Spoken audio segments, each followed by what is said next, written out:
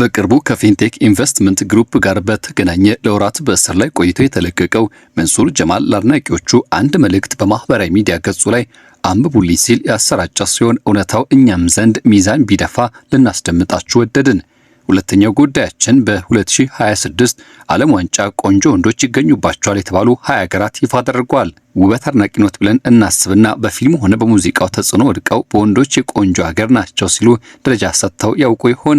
ዓለም የመሰከረላቸው የቆንጆ ወንዶች ሀገራትን ደረጃና እንዲሁም ደግሞ ከዚያ ጋር ተያያዥ ጉዳዮችን እስክንነግረው ድረስ ግምቶን እየገመቱ ይጠብቁን።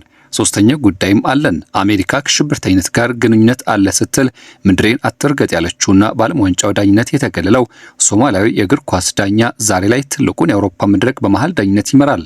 ፒኤስጂ ከአስቶን ቪላ የሚያደርጉት ጨዋታ በመሃል ዳኝነት በመዳኘት ታሪክ ይሰራል። በአሜሪካ ቢገፋም የይፋ ደገፍ አድርጎት ፈረሱም ሜዳውም ይሄውል ሲል ለተጠባቂው ጨዋታ አጭቶታል። በብቃት ይወጣው ይሆን ወይ የሚለው ጥያቄ 90 ደቂቃ አለፍ ካለም 120 ደቂቃ ቆይቶ የሚፈታው ይሆናል። ስለ ሶማሊያዊ ዳኛ አርተር ከበዛው ታሪኩ የመጠነውን እናደርሳችኋለን። ከያዝናቸው ስንቆች ሶስቱን አስተዋውቀን እስከ መጨረሻው አብራችሁን ከቆያችሁ የምትሰሟቸው ሌሎች ጉዳዮችንም አካተናል። ያላችሁት ንግስት ሚዲያ ላይ ነው። ስለመረጣችሁን አመስግነን ይቅደም ወዳልነው ጉዳይ እናምራም።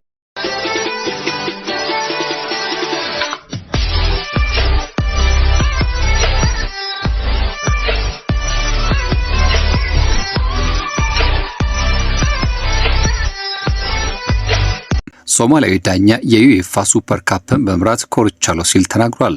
ባለፈው ሰኔ ወር ላይ የዓለም ዋንጫ ከመጀመሩ አስቀድሞ የ34 ዓመቱ የሶማሊያ አርቢትር ያጋጠመው እውነታ የብዙዎችን ትኩረት ስቦ ነበር። በዓለም አቀፍ እግር ኳስ አስተዳዳሪው ፊፋ በኩል ለውድድር ከተመረጡ ዳኞች ስብስብ ውስጥ ቢካተትም ሚያሚ ዓለም አቀፍ አውሮፕላን ማረፊያ እንደደረሰም ወደ አሜሪካ እንዳይገባ ተከልክሏል።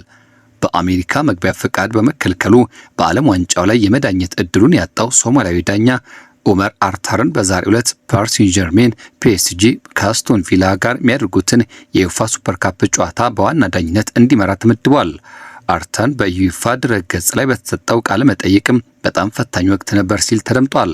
አክሎም አንድ ሰው ለብዙ ዓመታት ጠንክሮ ሰርቶ ሊያሳካው ያሰበውን ነገር በድንገት ሳያሳካው ሲቀርና ሲከለከል ሁኔታው ለብዙዎች ያሳዝናል፣ ለእኔም በጣም ከባድ ነበር ብሏል። የአሜሪካ ውጭ ጉዳይ ሚኒስትር ባለስልጣን ለኤፍቢ በሰጡት አስተያየትም ዳኛው አሸባሪ ድርጅቶች ስንል ከምንጠረጥራቸው ጋር ግንኙነት አለው በሚል ምክንያት ነበር ወደ አሜሪካ የመግባት መብቱን ያሳጣው።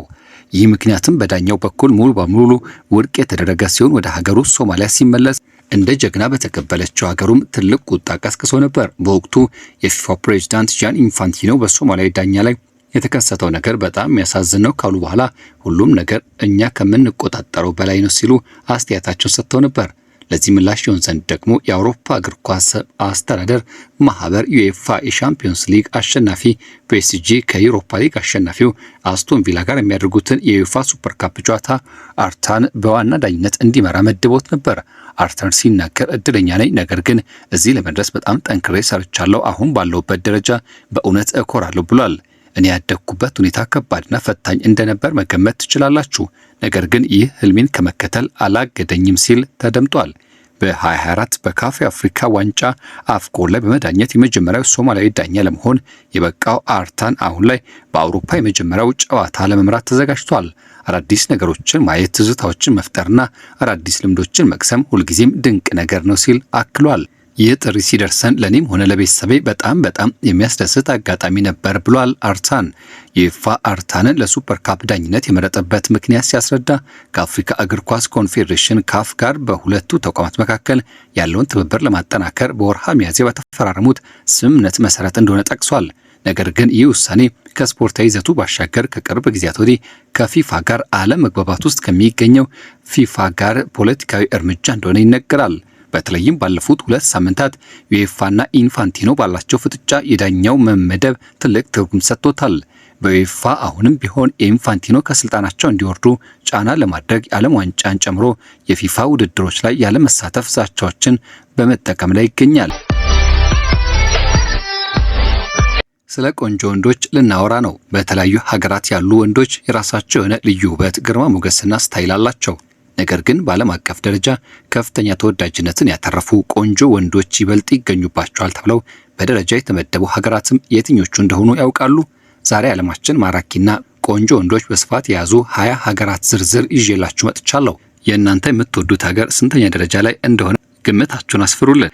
በዓለም በጣም ቆንጆ ወንዶች ያሏቸው ሀገራት ዝርዝር እንደየጥናቱ ምንጭና ብሎም እንደ ባህሉ አመለካከት የሚለያይ ቢሆንም ወርልድ ፖፑሌሽን ሪቪው 2026 በበርካታ ዓለም አቀፍ የህዝብ አስተያየቶችና ጥናቶች በመመስረት ያወጣው ደረጃ የሚከተለውን ይመስላል።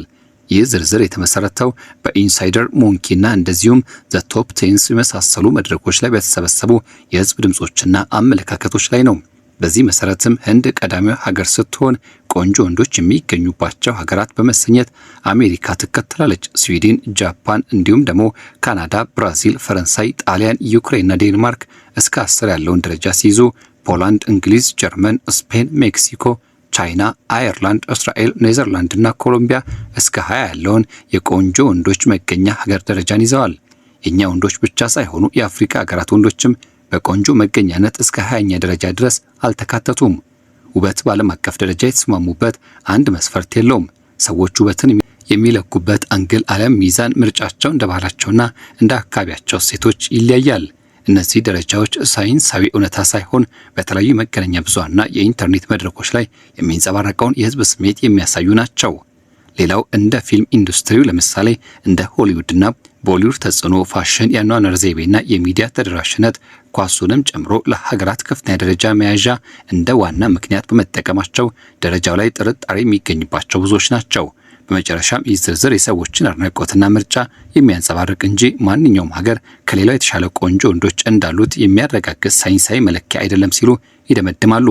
የዓለማችን ቆንጆ ወንዶች የሚገኙባቸው 20 ሀገራት ዝርዝር ይህን ይመስል ነበር። ከነዚህ 20 ሀገራት ውስጥም የእናንተን ትኩረት የበለጠ የሳበው ወይም ደግሞ ቀዳሚ ደረጃ ሊሰጠው ይገባል የምትሉት የትኛው ይሆን? ሀሳባችሁን ከታች ባለው ኮሜንት መስጫ ሳጥናችን ላይ አስቀምጡልን። ቪዲዮን ከወደዳችሁት ደግሞ ላይክ፣ ሼር ማድረጋችሁ እንዳይረሳም። ወደ በስተመጨረሻ ጉዳያችን ደርሰናል። እስካሁን ድረስ የመኖራችሁ ምክንያት ማን ነው? ኮሜንት ላይ አድርጉልኝ። 5000 ላይክ ያገኘ 5000 ብር ይሸለማል። ታንክ ሶ ማች። ፈጠኑ። በቅርቡ በተጠረጠረበት ዜጎችን የማጭበርበር ወንጀል ጉዳዩን ከውጭ ሆኖ እንዲከታተል ፍርድ ቤት በ800 ሺህ ብር ዋስ የለቀቀው መንሱር ጀማል አንቂ የሆነ አጭር ጽሑፍን አጋርቶ ብዙዎች የተቀባበሉት ሲሆን ውድቀት መጨረሻ አይደለም ሲል የጀመረው ጽሑፉ ብዙዎች ወደቀ እንዲህ ሲሉ ጥያቄ ያነሱ ነው።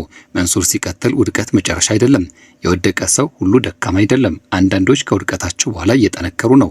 ህይወት ሁልጊዜም ቀላል አትሆንም። አንዳንድ ጊዜ ትወድቃለህ፣ ትጎዳለህ፣ ሰዎች ካጠገብ ይርቃሉ። ግን ደግሞ እነዚያ ጊዜያት ሊያጠፉ ሳይሆን ሊያስተምሩ ይችላሉ። ከውድቀት የተማረ ሰው ትዕግስትን ይማራል፣ ህመምን ያውቃል፣ ማን ከሱ ጋር እንደሚቆም ይለያል። እናም ሌላው ሰው ሳይገፋው ራሱን እንደገና ማንሳትም ይማራል። ስለዚህ ዛሬ በችግር ውስጥ ከሆንክ ተስፋ አትቁረጥ። ዛሬ የሚያሳልፍህ ህመም ነገ የሚያጠነክርህ ትምህርት ሊሆን ይችላል። ውድቀት የጉዞ መጨረሻ አይደለም፣ እንደገና ለመነሳት የሚያስተምርህ አንድ ምዕራፍ ነው። እንደገና ተነስ፣ በራስ እመን፣ ጉዞውን ቀጥል ሲል መንሱር ምክር አዘል ጽሑፉን ለቆ እኛም እውነታው ሚዛን ቢደፋብን ሐሳቡን አጋራናችሁ። የተከበራችሁ የንግሥት ቤተሰቦች ሆይ የዛሬውን እዚህ ጋር ቋጨን። ቀጠሯችን እንደተለመደው ለነገ በዚሁ ሰዓት ነው። ቤተሰብ ካልሆኑ የሚያተርፉበት ቻናል ነውና ሰብስክራይብ ያድርጉ። ሌሎች ጋርም ደርሶ እንዲደመጥ ሼር፣ ላይክ ያድርጉ። ስለነበረን ጊዜ አመሰገንን። ሁሌም እንላለን ለመንገስ እንሮጣለን።